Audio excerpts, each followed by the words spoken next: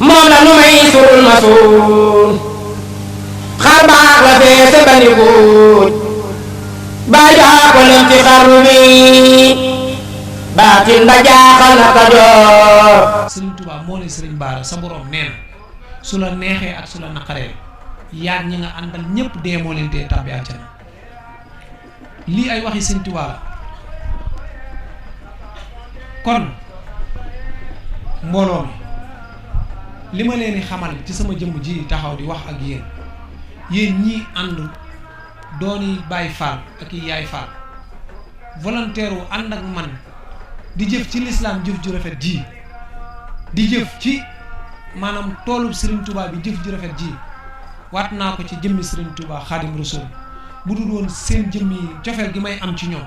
ak nammeel gi may am ci ñoom ma jël échantillon benn taalibe yéen ñëpp toog ma won leen ni may def ak yéen ëllëg barke Sëriñ Baara Xaadim Rasuul waat naa ko ci jëmmi Sëriñ Baara mi ma yaakaar benn ñaq bu nu doomu aadama ñaqal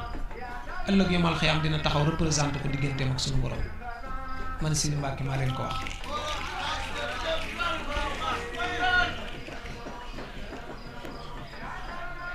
ñemewuñ bor danoo am fay ndax danoo ànd ak si Ahmad Bamba Xaadimu Rasuul mu nangul ñu ànd gi ñuy liggéeyal suñu borom mu nangul ñu liggéey bi waaw déglu leen wax bu baax danoo ànd ak Sëriñ Tuubaa mu nangul ñu ànd gi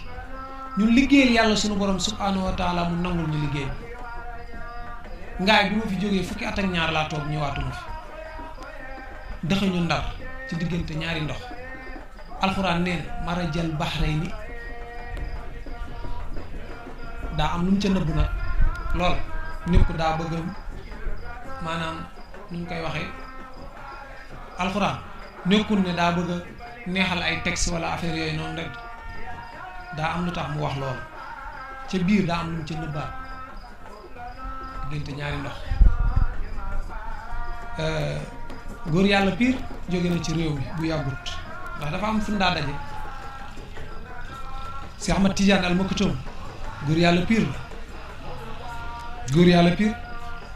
fii ci réew mi Sénégal fii ñu nekk góor yàlla piir buñ ko koy wax su jàkkaarloog man dina xam moom góor yàlla loola dégg fii ci àddina suñuy wax góor yàlla piir suñuy bët su jàkkaarloo dina xam dafa am lu sama baay daa wax nag sëñ Amar Fall ñun duñu xeex duñu xuloo duñ bañ kenn duñ noonoo kenn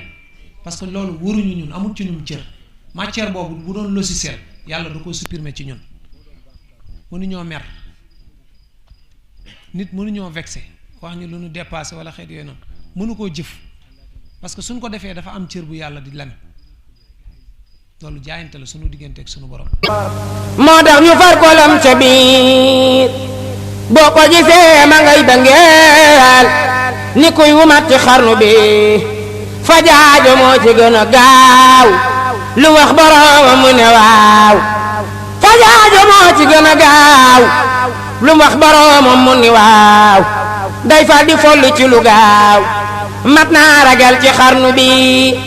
mooy woy te jàngul woon araf